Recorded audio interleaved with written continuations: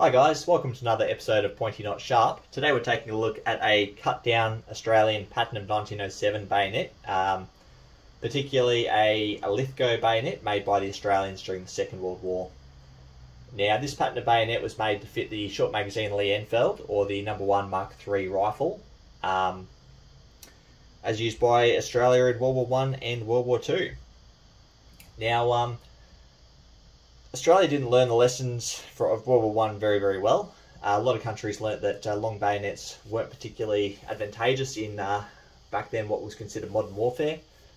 They were logistically a nightmare, difficult to move around with in confined spaces, in trenches, and they made terrible sidearms, so you couldn't take it off and use it as a good stabbing weapon, a good little handy fighting knife. They were rubbish sabres and they were rubbish knives. They were sort of in between, so they weren't particularly useful. And soldiers would tend to rely on something else, like a little knife or club or what have you, little trench knife or knuckle dusters instead of their bayonets. So most countries at the end of the First World War did away with long bayonets. It's pretty much only Australia and Japan that stuck with the long sabre style bayonets that come to mind straight away anyway.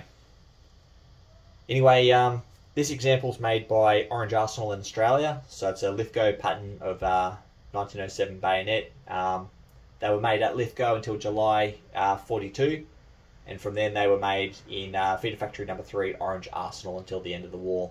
And that's what we have here. This is a 1943 example.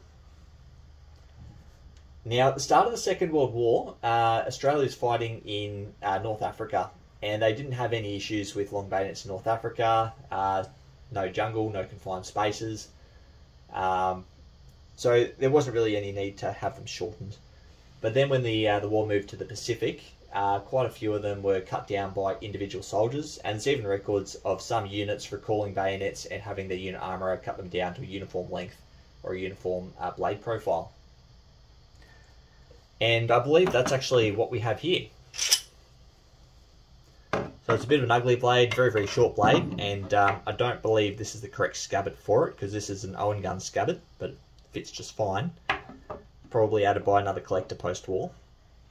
So what we've got here is a blade that is 7 3/4 inches long, and it has a very, very steep blade profile towards the end there. And what makes me think that this one was made in theatre by an armourer is I've come across, I think, 5 or 6 of them now with this exact same length and this exact same blade profile. So it's my assumption. I could very well be wrong, but considering how many of them I've come across with this same blade profile, I think that it's a theatre made one that was made in bulk, but again, I could be wrong. A lot of these were made or cut down by individual soldiers, and a lot of them were cut down by collectors post-war. Or just, people who wanted a nice little handy farming or hunting or camping knife. Anyway, that aside,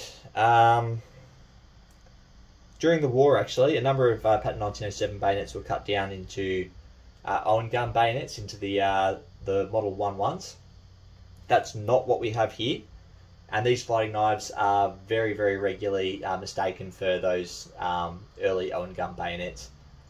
Easy way to distinguish them is those early Owens have a very distinct date of manufacture, being October 1944.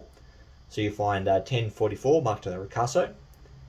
And they are exactly 8 inches in length and have a very distinct blade profile, as well as a nice rich blue.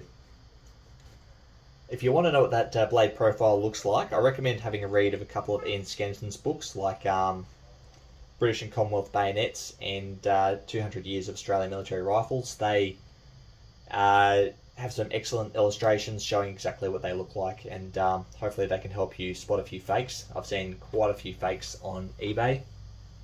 Well, not so much fakes, it's just cut down 1907s that people are claiming are much more valuable than they really are. Anyway, there's not too much more history about these, other than the construction, really. So I've come across some of these with muzzle rings that have been ground off completely. I've come across some with the pommels cut off, so just below the button there. I've come across a few with one grip panel removed and the screw ground down, nice and flush. I believe that's to make it a bit lighter. Come across a few with blades that have been thinned, because the 1907 has a very, very thick blade, as you can see. So thinned down and lightened.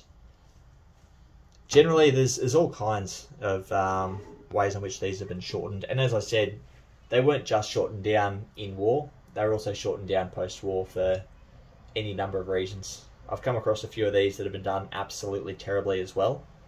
I came across one where some fella just used an angle grinder and cut the top couple inches off the blade, brought it down, and then just welded it on, and did a terrible, terrible job of it as well. It was absolutely disgusting.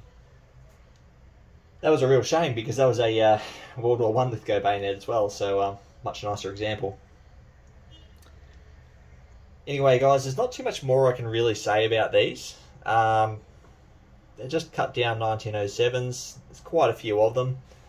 For whatever reason, they do sell for a bit on eBay. I've seen a couple go for $250. I don't know why. But, yeah, it's a bit difficult to prove whether this or any particular model is a theatre cut-down bayonet, or if it's post-war. It's a little hunting knife. Anyway, guys, if I've missed anything or made any grievous errors, please comment below, let me know. I'd love to hear from you, and thanks for watching.